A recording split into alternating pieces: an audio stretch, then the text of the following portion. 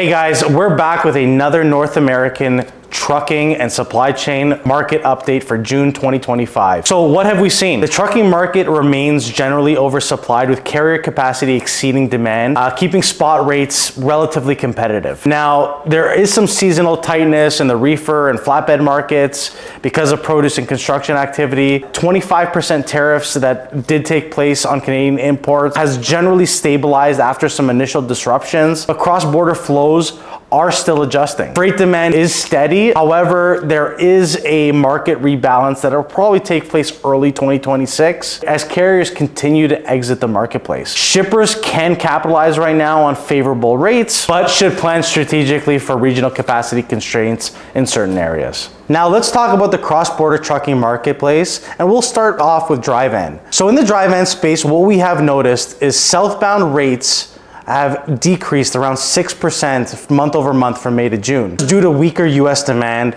and tariff-related uncertainty.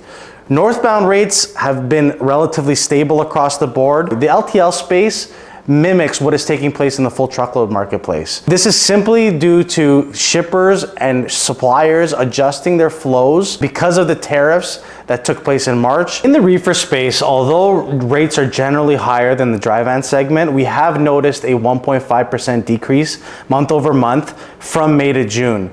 We've also seen some load to truck ratios easing as well. Produce season has peaked. There are some areas and regionalized areas where a lot of you shippers can capitalize on excess capacity to improve your rate structure. In comparison to the dry van and reefer segments, the flatbed marketplace has seen a generalized increase around 1.4% month over month from May to June. Sustained demand for steel and aluminum imports has been a factor. Load to truck ratios around 8, and the specific lanes like Toronto to Pittsburgh that has experienced some capacity and pricing challenges.